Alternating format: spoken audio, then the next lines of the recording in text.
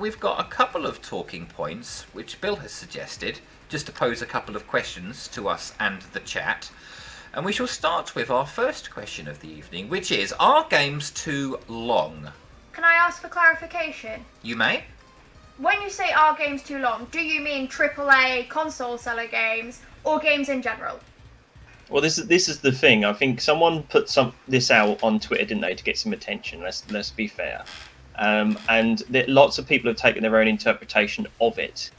But my interpretation, and it's open for argument, is when I always go to games that come out on a yearly basis, like Assassin's Creed and things like that, that just fill their games up with tasks to try and make it longer than what it actually is, to justify the price point. Whereas other games, the definition of what long is, your Skyrims, your Fallouts, that kind of stuff, could they be made better by having a shorter experience? That's where I'm at. I have a counterpoint for that, with you saying that games are full of filler to expand the gameplay, because that's not new.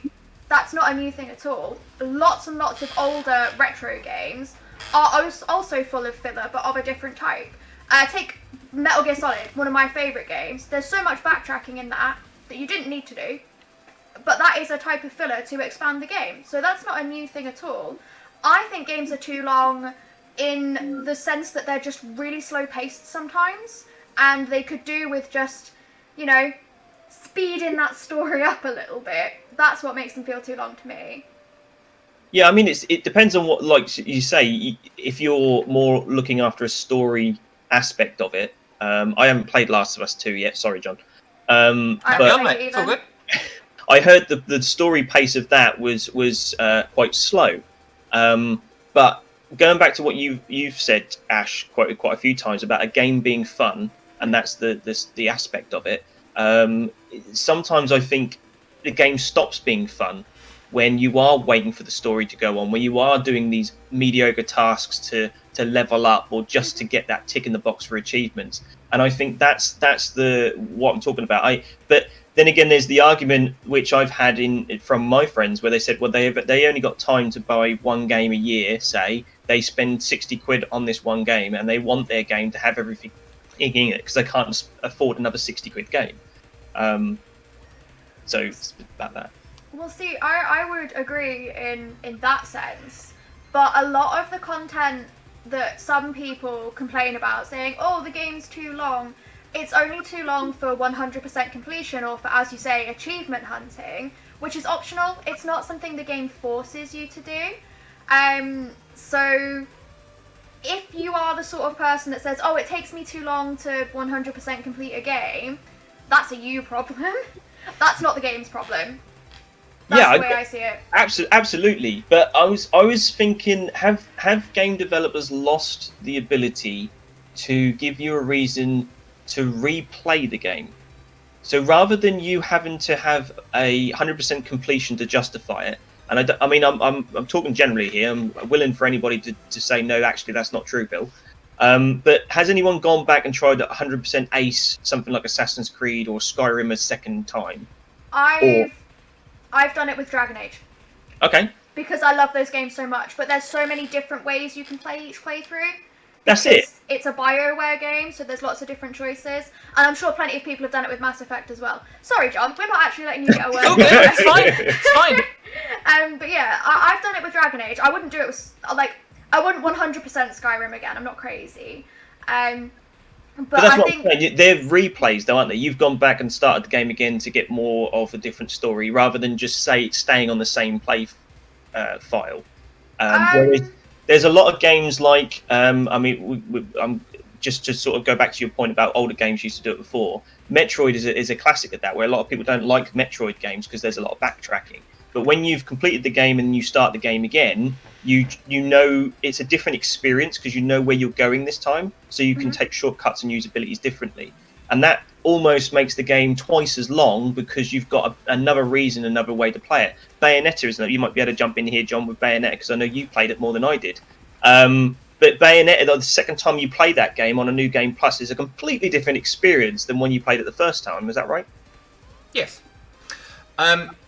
It really varies from game to game. I don't think you can say that all games are either too long or too short, but there are certainly games where they'd be better if they were shorter.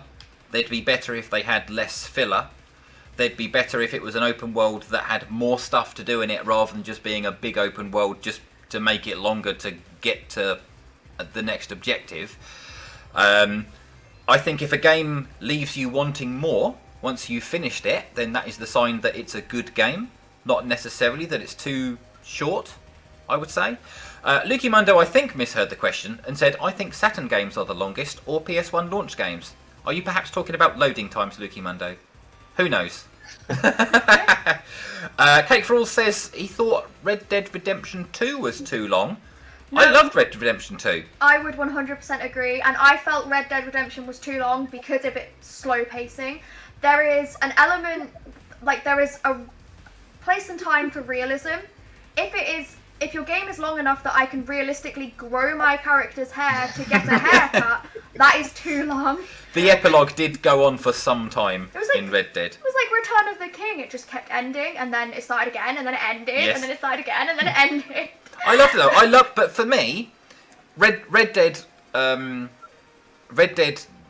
was really well paced for me. I liked the fact that it was slow because a lot of the enjoyment in Red Dead for me was simply just the riding about and just being in the world, not necessarily completing a particular task. So I was quite happy with the slow pace of that.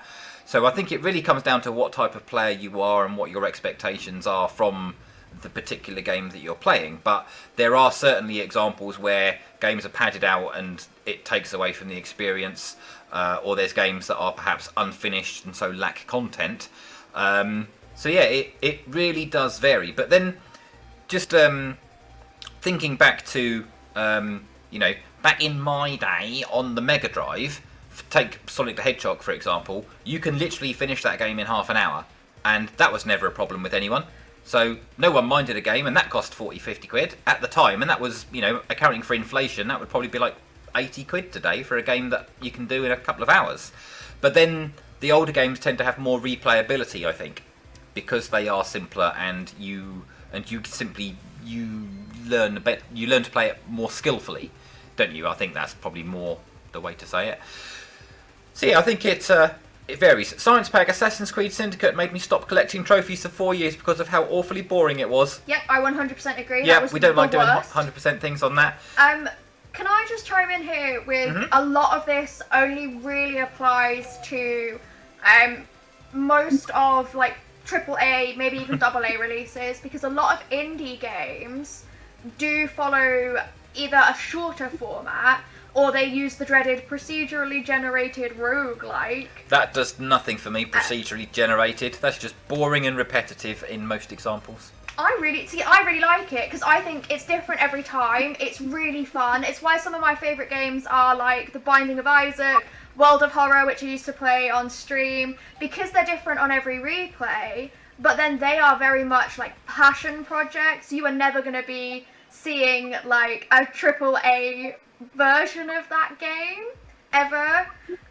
But I personally, I'm really impatient, so I prefer games that if they haven't got a particularly interesting and well-paced story, I prefer games I can do in one sitting, or maybe two. Okay.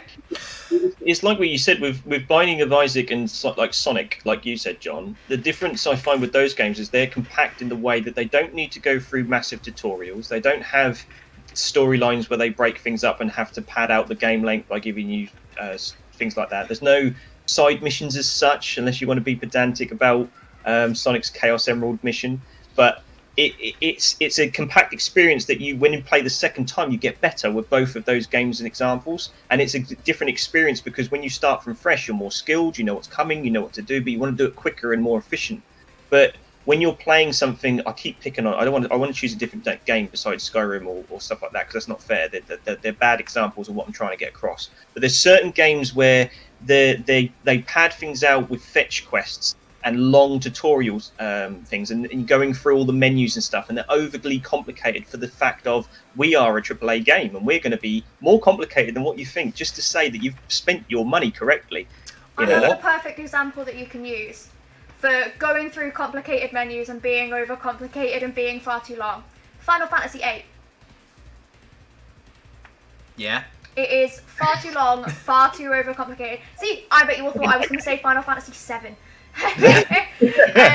No, eight is probably a little longer than it needs to be.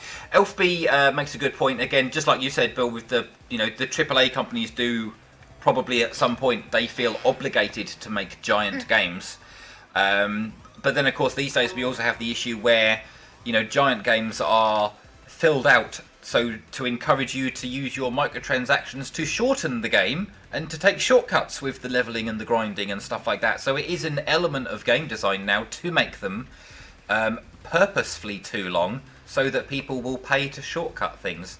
But that's a whole other scenario which I don't think we have time for. The chat's all just honking now because Luke Mundo has said Untitled Goose Game is the perfect game length just to fall in love with the honking goose. But not too long that you get fed up waddling everywhere. And now everyone's just saying honk. And now there's a second goose. There is a second goose. There is for the two-player stuff now, isn't it? Let's move on to our next question, which is, are games too expensive? Can I jump straight in here as well? Yes. You can.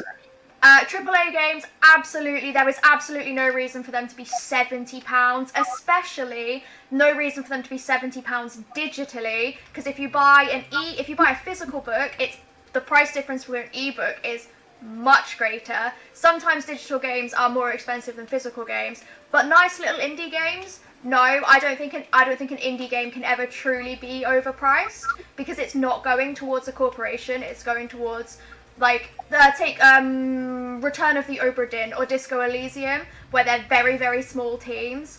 I would pay 50 quid for Disco Elysium because it is a nice, complete game. I would feel ripped off paying £70 for FIFA. Millions of people pay £70 for FIFA, and will be next week when it comes out on PS5 and Series X, even though it's literally the same game with a higher frame rate. Here's the thing about this question, is that let's say you make a game, and you're going to put it on the market, and your fan base or your punters are the ones that are saying, I'll pay 70 quid for that game, even though you yourself are like, is it really worth that? Would you release it at £70 first to get your biggest fans to pay that money and then reduce it and make it cheaper over time? Or would you say, actually, no, this is an indie game, I'll go in at 30 quid and that's the way it should be? I'd go in at 30 quid because I like to think I have more morals than some really scummy publishers that would do 70 quid to start with. FIFA 21 is £30 on sale at the moment, which is ridiculous because that came out last week.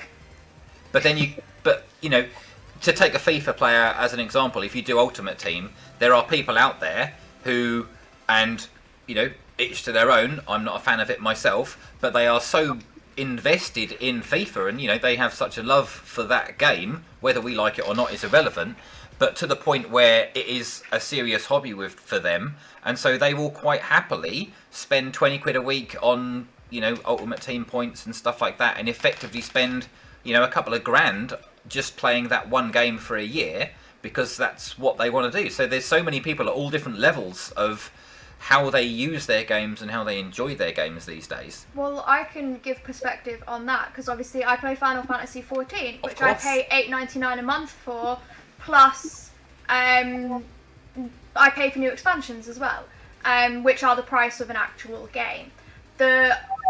I don't necessarily agree with doing that. I sometimes sit there and I'm like, because I haven't played Final Fantasy XIV for a few weeks now, and I do sometimes sit there and I'm like, is it really worth, the amount of content that I get, is it really worth $8.99 a month? Not really. I do that for the social aspect. I also don't like the fact that the expansions will cost me the same as a real game.